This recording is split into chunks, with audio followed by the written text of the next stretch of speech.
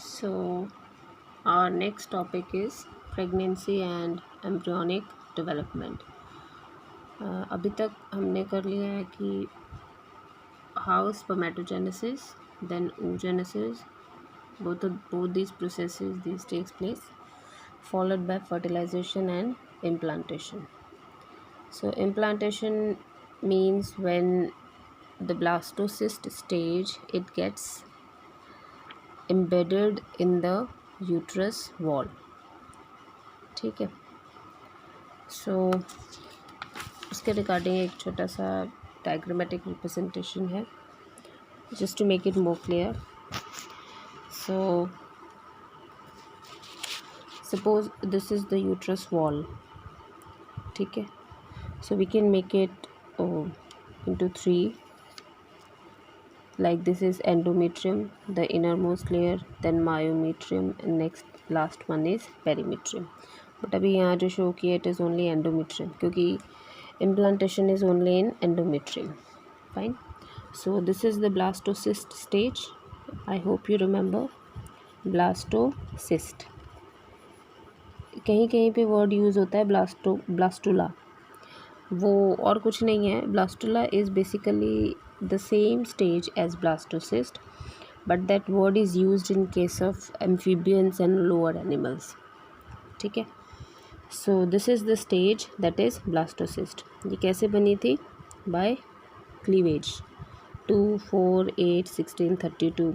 फिर वो 32 cell rearrange होते हैं and finally they get divided into 2 portions. Inner cell mass जो कि आगे चल के पूरा फिटस बनाएगा and the boundary known as the trophoblast and both of them are separated by this central cavity known as blastocoel. ठीक है. सी इनर सेल मास को हम स्टेम सेल्स भी बोलते हैं.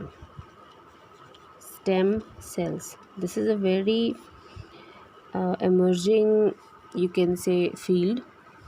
नई नहीं है, पुरानी ही है. स्टेम सेल्स हम उनको बोलते हैं those which are having the capacity to change into any type of cell. So stem cells they are of 3 types basically.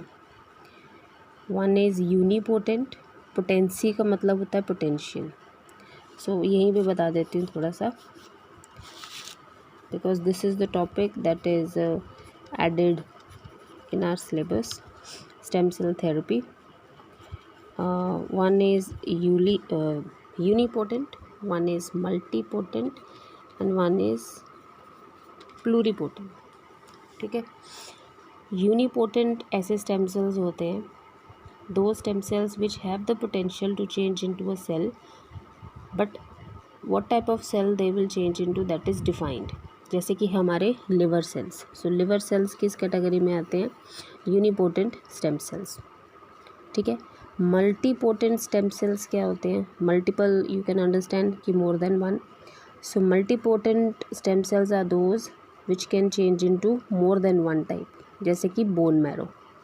I'm not writing the examples here, but you have to note them down. So multipotent stem cell की example क्या है?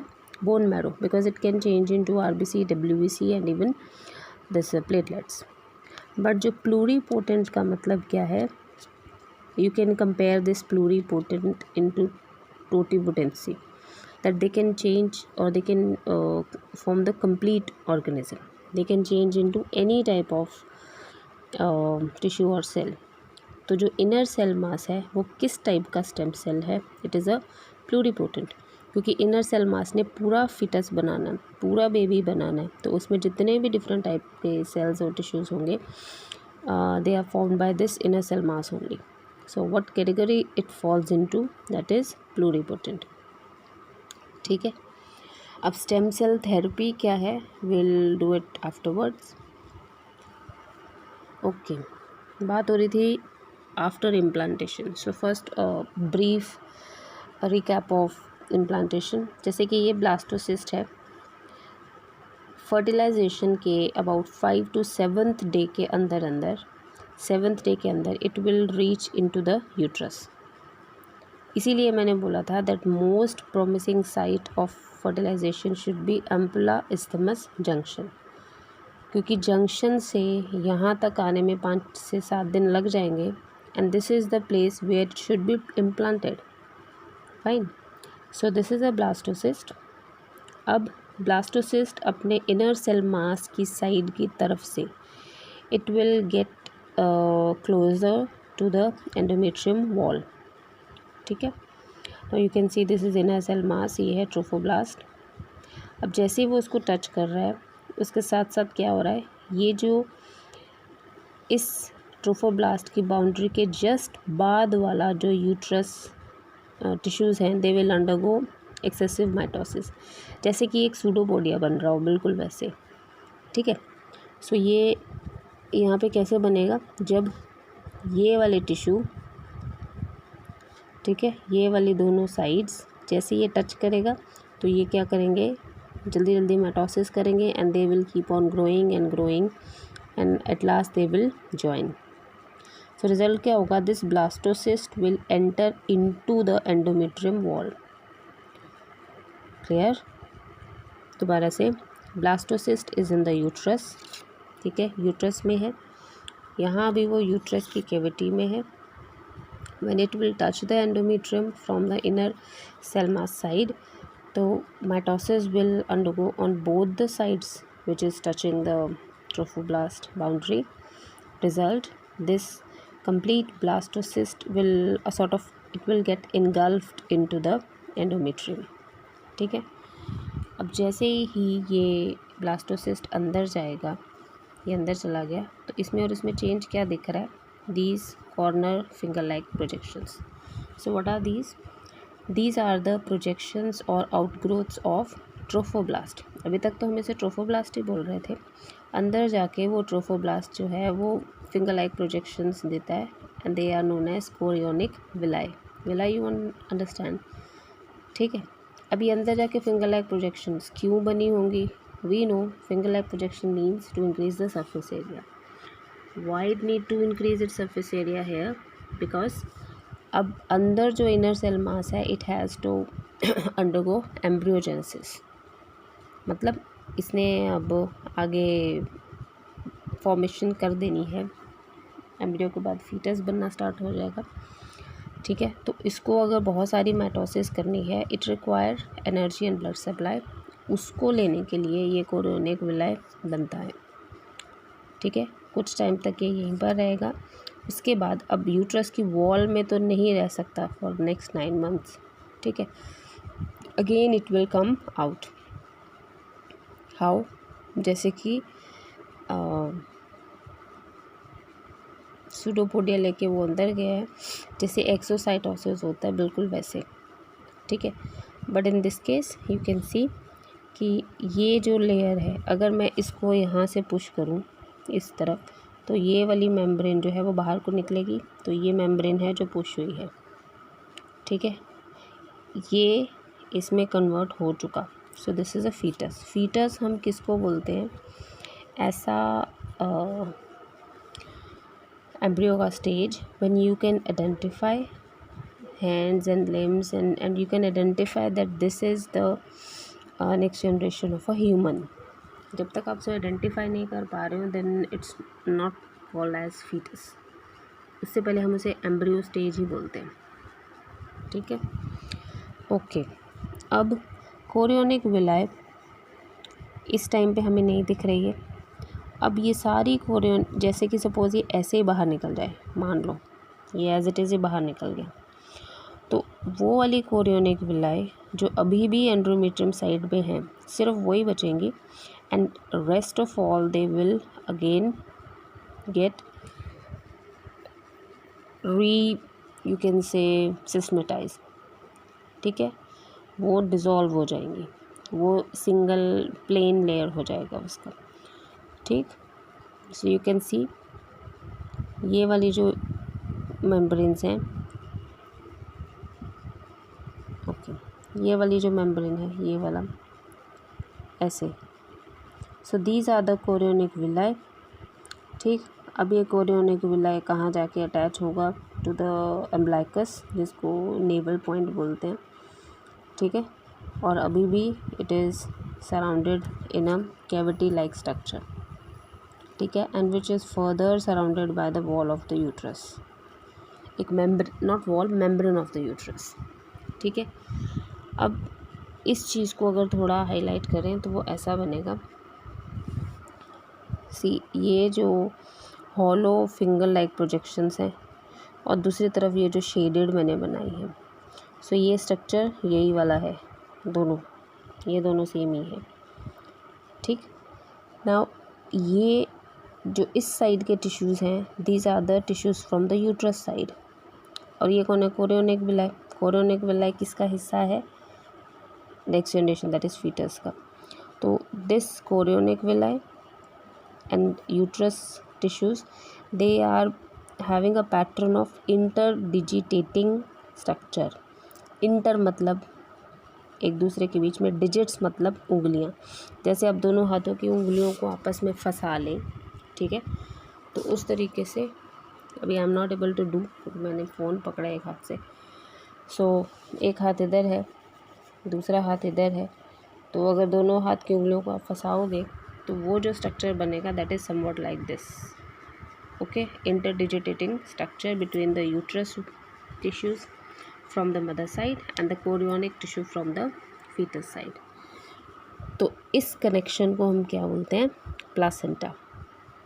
Clear, छोटे classes में आपको ये बताया जाता है that connection between the mother and foetus is placenta, और जनरली उसको मिसटेकन लिया जाता है कि ये प्लासेंटा है।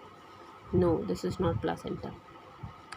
ठीक है, ये जहाँ पर ज्वाइन कर रहा होगा यूट्रस को, जैसे कि आप इसको कंपेयर करो, so this is not placenta, that pipe like structure which is joining the foetus, that is not placenta, this junction is placenta. ठीक है, दिस जंक्शन। अब ये कोरियोनिक विलाई की जो मेम्ब्रेन है वो लंबी होती जाएगी, तो वो ऐसा पाइप लाइक स्ट्रक्चर बनेगा, and that is known as umbilical cord. Cord means a rod like structure. Umbilical, that is attached to the umbilicus of the fetus.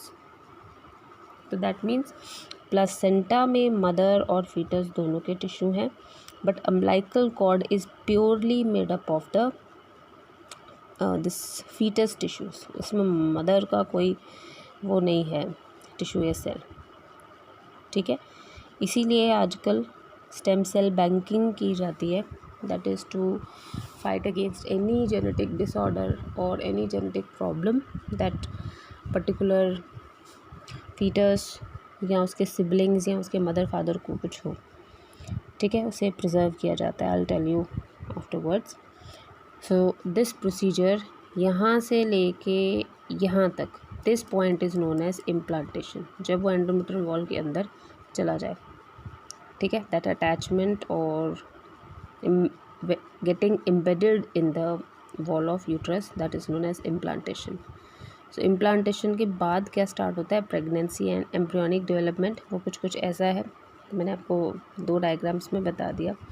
अंदर जाके कोरियोनिक विलाई का बनना, ज़्यादा ब्लड एंड न्यूट्रिशन को absorb करना, inner cell mass का division करना to change into 3 layers, that is triploblastic हैं हम, तो एक्टोडर्म, एंडोडर्म एंड मेसोडर्म। ठीक है, and from those 3 layers then finally formation of this complete foetus. फिर ये बाहर निकल आएगा, बाकी सारी कोरियोनिक विलाई जो है वो ख़त्म हो जाएंगी, बस एक ही तरफ से वो बची रहेंगी जो कि यूट्रस वॉल के साथ अभी भी अटैच रहेंगी। So that structure forms the placenta. ठीक है, done. And the chorionic tissue that will again undergo mitosis, ताकि वो एक रॉड लाइक स्ट्रक्चर बन जाए। So that is known as the umbilical cord. I hope ये पॉइंट आपको समझ आ गया। So starting with this, pregnancy and embryonic development. So after implantation, finger-like projections, chorionic villi, this appear on the trophoblast, which is surrounded by the uterine tissues and maternal blood. Now see here, ये connection show किया हुआ है, ठीक है। So this one is the placenta. अगर इस चीज़ को थोड़ा सा हाईलाइट कर दो तो ये ऐसा दिखेगा आपको, सो ये जो फिंगर लाइक प्रोजेक्शंस हैं, branches, these are the chorionic villi, ठीक है। और ये उसके बीच में जो आप ऐसे सोच सकते हो, ये पिंक कलर का जो है, that is the maternal blood, ठीक है। तो ये इंटरडिजिटेटिंग जो है, that is the, so see here, यहाँ पर, so this forms the placenta.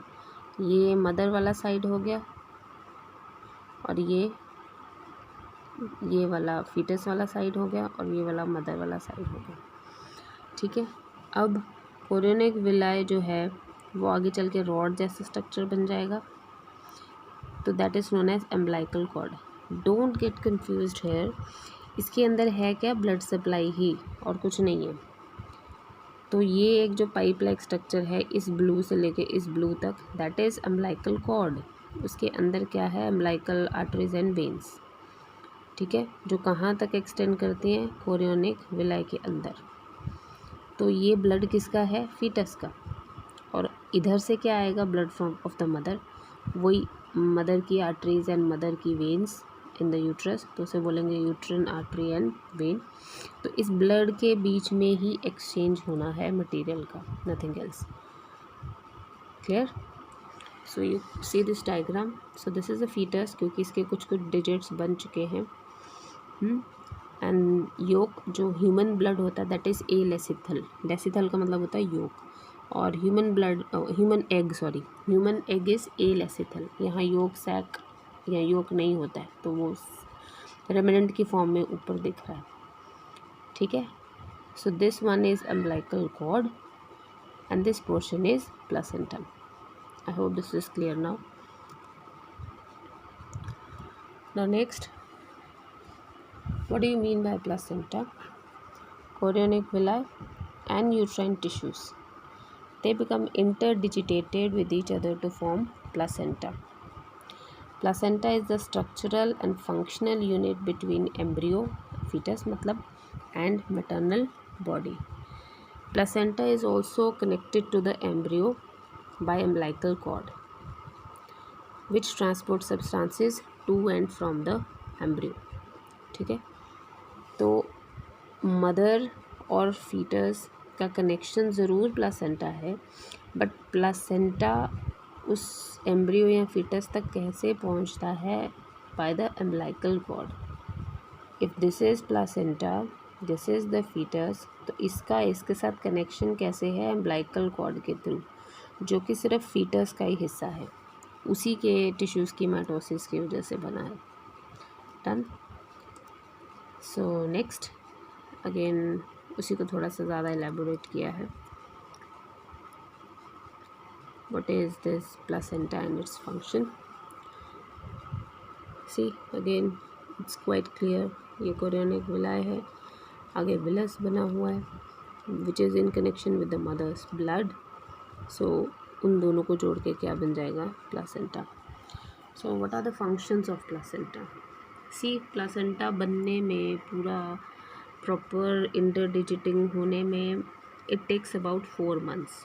तो मतलब जब तक 4 मंथ्स की प्रेगनेंसी होती है तब तक प्लासेंटा पूरा डेवलप हो जाता है, ठीक है।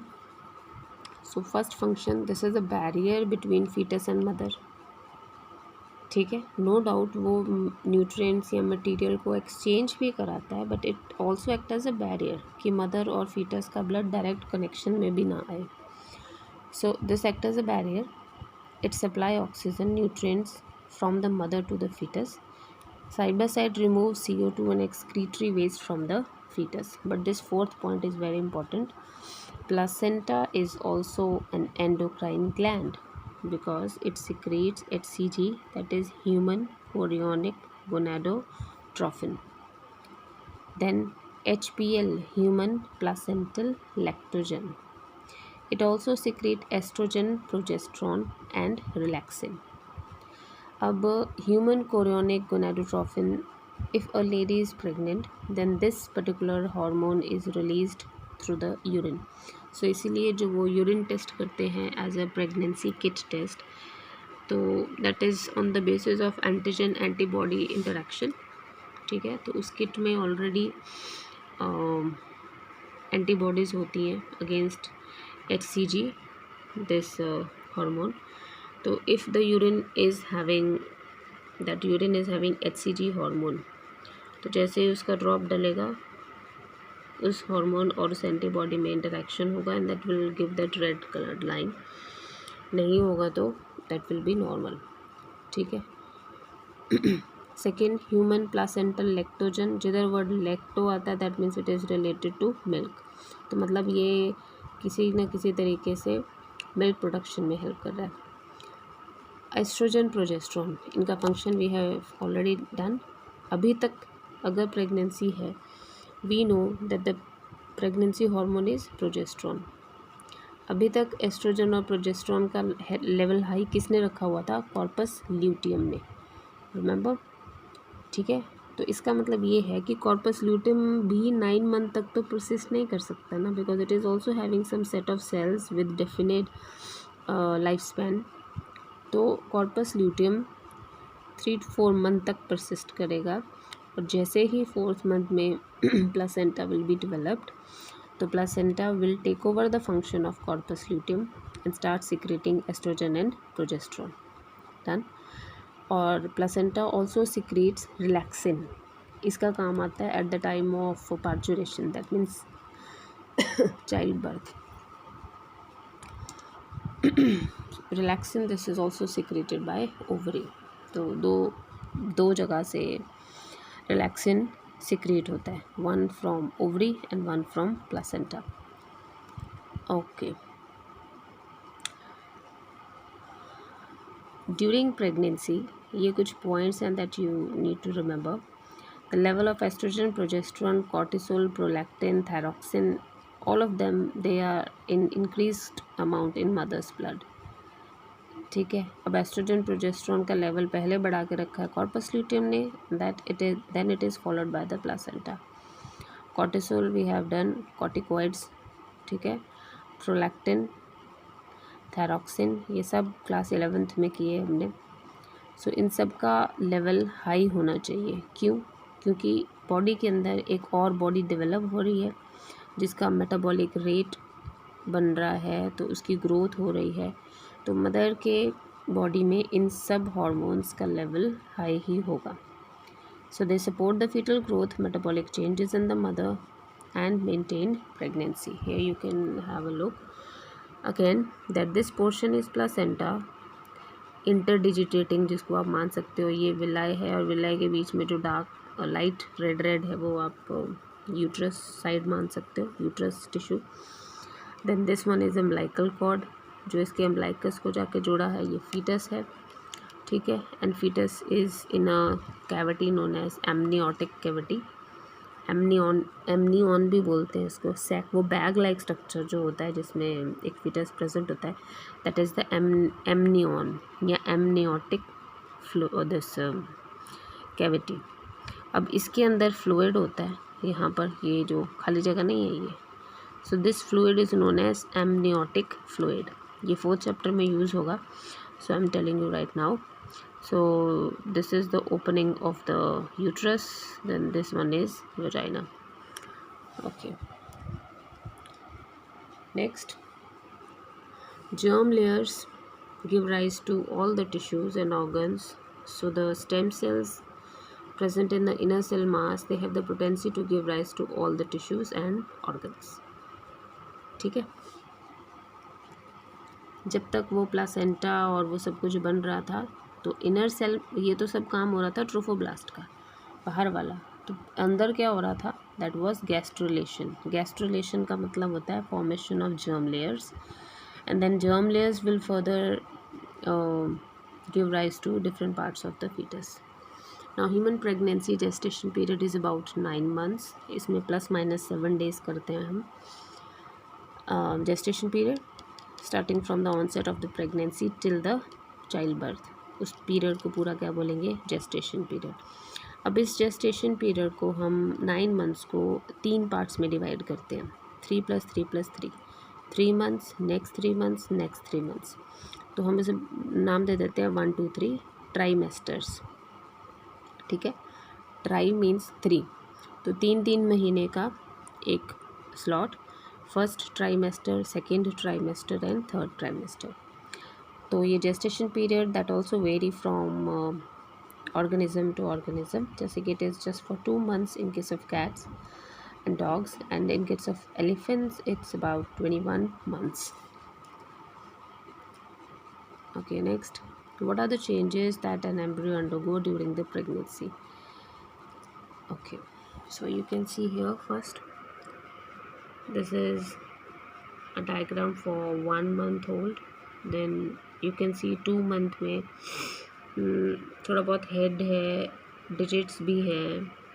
3 मंथ में तो proper you can see the digits, माने लिम्स उसके हाथ पैर बन गए.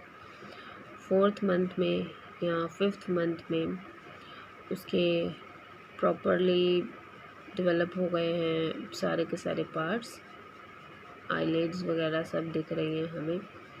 ठीक है, अब पहले वो सीधा था, अब वो टेढ़ा हो गया. अभी तक वो इधर ही था ना, तो that means about 5th month में या 4th के एंड में या 5th स्टार्ट में मूवमेंट स्टार्ट हो जाएगी. ठीक है, देन सेकेंड ट्राइमेस्टर जब ख़त्म होगा, सेकेंड ट्राइमेस्टर मतलब 6 मंथ्स, तो ये फर्स्ट ट्राइमेस्टर हो गया, ये सेकेंड ट्राइमेस्टर हो गया. So at the end of the second trimester body के ऊपर हेयर्स वगैरह आ जाएंगे. आईलिड्स जो हैं पहले ऐसे होती हैं, फिर वो बीच में से कटती हैं और ओपन हो जाता है, आईज़ सेपरेट हो जाती हैं, अपर एंड लोअर आईलिड्स. आईलैशेस आ जाती हैं. 7th मंथ में इट इज़ कम्प्लीटली डेवलप्ड. ठीक है, सारे पार्ट्स बन चुके. बट 8th और 9th मंथ में उसकी क्या होती है, ग्रोथ. ठीक है, यू कैन सी हेयर यहाँ कम है, हेयर ग्रोथ थोड़ी ज़्यादा हो जाएगी, बिल्ड थोड़ा ज़्यादा हो जाएगा बच्चे का.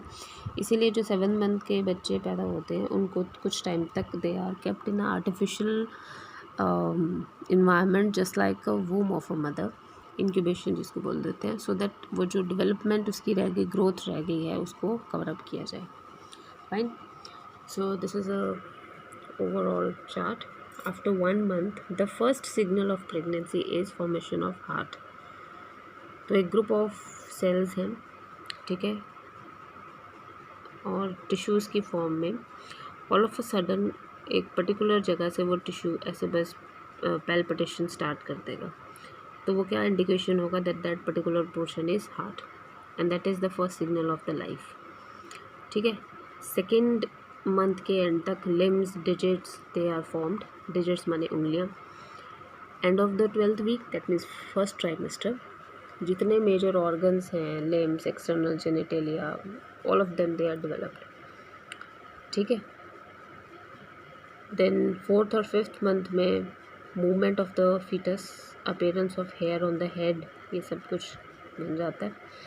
And of the 24th week that means about 6 month, तो उसकी बॉडी के ऊपर there will be hair, eyelids will separate, eyelashes they are also formed.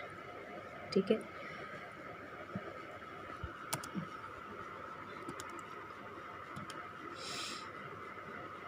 now next is parturition and lactation. एक चीज़ I just want to remind you, if suppose 9th month में it is ready to deliver, if suppose this fetus is a girl, suppose, then what extra point we can add between these two. This is 24th week, फिर आएगा 25th, फिर 26th, and till it will be 9th month. So what extra point we can add? Yaad. So when this fetus will be about 25th week old, and if this fetus is a girl, that means in her ovaries already one procedure has started, that is oogenesis. Clear?